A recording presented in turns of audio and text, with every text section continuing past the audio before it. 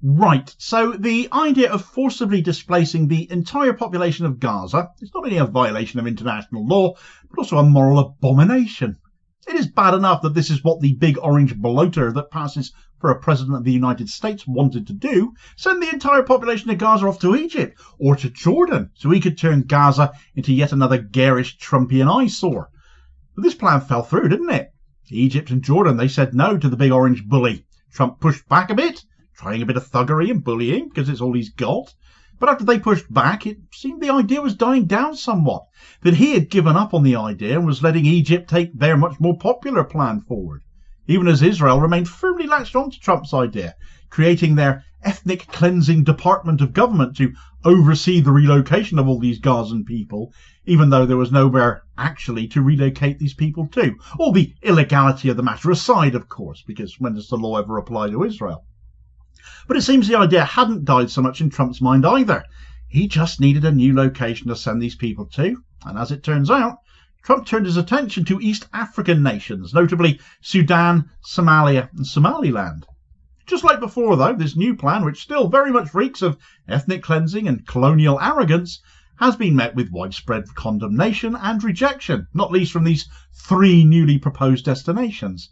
The fact that these nations, many of which are all mired in conflict and instability right now, also speaks to the absurdity and cruelty of Trump's vision, and that despite claims they would get great new homes and would never want to go back to Gaza after they left, that's quite obviously not the case either. Little Donnie still can't get his way. He's been handed his little backside again, and he absolutely hates it.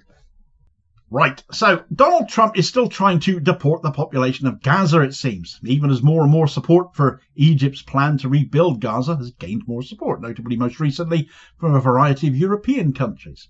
With the Gaza Strip facing ever unprecedented destruction and humanitarian crisis due to ongoing Israeli military operations and their refusal to engage in the ceasefire process, resisting moving on to the previously agreed to phase 2 still, therefore leaving the entire matter in limbo at this moment in time. Well, Trump saw an opportunity to advance his vision of a solution to the crisis by saying the US will take Gaza and we'll find lovely new homes for the Palestinian people, even though he hadn't actually bothered to ask them if that's what they wanted. Wasn't fazed when it became clear they weren't going, because all he saw was dollar signs for himself and the people of Gaza as an obstacle to be overcome. Israel, of course, loved the idea. Get rid of the Palestinians completely, and have put together a whole new department of government to facilitate the forced migration of the Gazan population. As we now know, though, Trump's initial plan involved pressuring Egypt and Jordan to accept Gazan refugees, but both nations, well, they firmly rejected the proposal. Doesn't matter that Trump said they will take them, they actually won't, and they've cited the destabilising impact it would have on both their countries if they did. They also happen to cite the illegality of the matter and not wishing to be party to Trump's ethnic cleansing plans and committing of war crimes and the violation of Palestinian rights that obviously goes hand in hand with that. Well, despite apparent claims to the contrary, it seems Trump has remained undeterred, despite Egypt putting forth a far more credible and, more importantly, legal option to rebuild Gaza for the people whose land it is, as Trump has turned his attention to East Africa, targeting Sudan, Somalia and Somaliland as possible new destinations for the people of Gaza to go to. This, of course, still doesn't change anything, does it? It's still illegal. It's still a violation of international law. It's still utterly immoral, and it clearly hasn't sunk into Trump's thick skull that to forcibly displace over 2 million people from their homeland and send them to other countries, who in this case are already grappling with poverty, conflict and political instability themselves, is even worse than what he proposed previously. It hasn't entered his tiny little mind still that this isn't going to happen. Of course, we can't pin all of this on Trump necessarily. The collusion between the Trump administration and the Israeli government in this scheme can't be ignored either. Israel had been enacting apartheid on the Palestinian people, living under their occupation since 1967. None of this started on October 7, 2023, after all. And Israel had been slowly seizing more and more territory illegally, especially with the illegal settlements that keep popping up in the West Bank, most of which have been signed off on by the Israeli government. Those same politicians in Israel, your Bezalel Smotriches, for instance, their involvement in the plans to deport Gazans is all part of a broader strategy in their mental minds to permanently alter the demographics in the region, all in the name of their own national security, of course, because They seem to be the only country in the Middle East entitled to national security. Of course, with them setting up buffer zones and being established illegally in other states like Lebanon and Syria right now as well, even if Gaza were actually cleared, Israel wouldn't stop there. The Greater Israel plan must push on, it seems. The Israeli government's support for Trump's plan is not merely opportunistic, therefore. It's all part of that same perverted ideology. For decades, hardline Israeli politicians have advocated for the transfer of Palestinians as a means of securing Zionist demographic dominance in historic Palestine.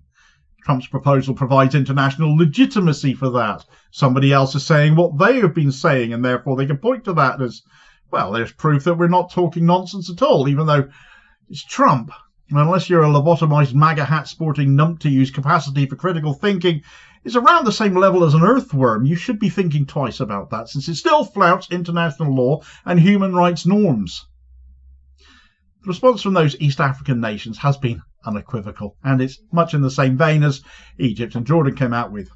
All three, Sudan, Somalia and Somaliland, have rejected the proposal to resettle Gazans, with Sudanese officials describing it as unthinkable and inhumane, Sudan's foreign ministry issuing a statement condemning the plan and reaffirming its commitment to the rights of the Palestinian people. Similarly, Somali leaders have dismissed the idea, emphasising their own struggles with conflict and displacement. The rejection by these nations is obviously the correct reaction. A significant blow to Trump's plan because it isn't a plan. It's a war crime. But it also highlights the absurdity of the proposal, even if you were to just take it on face value. Sudan, for example, is in the midst of a brutal civil war that has displaced millions of its own citizens, as I covered in a video the other day. Somalia and Somaliland are similarly plagued by instability, decades of it. Somaliland have split away from Somalia with ongoing conflicts and humanitarian crises as a result. The idea that these countries could absorb another 2 million Gazans, another 2 million people, is not only impractical, but it's also downright disgraceful. It reveals the extent to which Trump and his allies are willing to disregard the well-being of both Palestinians and the people of East Africa as well in pursuit of their plans, their self-centered, greed-driven goals. It is also worth noting, I think, how all three of these nations have coastlines on the Red Sea and or the Gulf of Aden, and how uncomfortably close that might put them to these same areas of conflict we've been observing for some time in the Middle East. I'm thinking how close all three actually are to the reach of the Houthis in Yemen, for example, and what they might think of any of these nations aiding and abetting Israel. But the fact is, all are Muslim national countries, all are in or near the Muslim-populated Sahel region of North Africa. They were never going to agree to this, even if these nations were stable and in peacetime. The failure of Trump's East Africa plan has not deterred him or his Israeli allies, though. Instead, all it has actually done is expose their desperation now. For Israel to be rid of people they see as subordinate and second class and occupying land they really want to get their hands on, and in Trump's case, driven by nothing more than his own personal greed. This desperation is a reflection of the ever-growing obvious moral and political bankruptcy of both Israel and the Trump administration. By targeting countries that are themselves in crisis, Trump and Israel demonstrate a callous disregard for the lives of everyone involved, both the Palestinians and the people living through those conflicts in East Africa. If it was considered inhumane and appalling to forcibly displace the people of Gaza before, the willingness of Trump and Israel to consider sending Gazans to another war-torn region underscores the inhumanity of their plan, that the welfare of the Gazan people was never a genuine concern of theirs, even though they cited it. They'll have lovely homes, fabulous new homes, great new homes, the best homes ever. And the lengths they'll go to, are willing to go to achieve those objectives, which are totally unworkable, illegal, and can never come to pass. The creation of Israel's migration administration further underscores their particular depravity here, because despite the fact Trump's plan cannot work without a place to send the people of Gaza, even if it weren't illegal from its inception, they pushed ahead with the creation of this new department anyway, staffing it, funding it, the lot. This body was created with one single explicit goal, and that is facilitating the forced deportation of the Gazan people. It is nothing less than a blunt tool of ethnic cleansing. Its existence is in and of itself a glaring failure by the international community to hold Israel accountable for their actions, because they're so confident in their own impunity that they've set this thing up. Its literal existence is a confession of Israeli war crimes. Therefore, as too many of our governments fail to hold either the Trump administration or the Netanyahu administration to account, we must not remain silent in the face of further egregious violation of human rights and further attempts to continue with more of them. We have to continue to speak out against Trump's plans and demand accountability for those responsible, be it him, Israel, whoever, never forgiving and never forgetting. Governments, legal institutions, the UN and other various organisations from human rights to advocacy, they have a responsibility to speak out against and investigate these actions and take appropriate measures to prevent their implementation and hold those responsible for the war crimes there is already far too long a list of to be held to account. And of course all of us can play our own parts in doing that too. At the same time, it is essential to support the Palestinian people in their struggle for justice and self-determination as well. This includes advocating for an end to the Israeli occupation, demanding they're made to do that because they're not going to do it willingly, the lifting of the blockade on Gaza, the lifting of the aid blockade on Gaza immediately, which is right now still in place and causing immediate harm and starvation, and the recognition of Palestinian rights under international law. Donald Trump's plan to deport the people of Gaza is a moral and political failure. Sums the man up himself entirely. It is a testament to the cruelty and arrogance of him, a man who will only ever prioritise his own interests over the rights and dignity of others. The collusion of the Israeli government in this scheme is equally reprehensible, and a day of reckoning must come for him as well as Netanyahu and co. For more on that crisis in Sudan, just to put this video into more perspective, just to emphasise what Trump and the Israeli government are advocating for, check out this video recommendation here as your suggested next watch.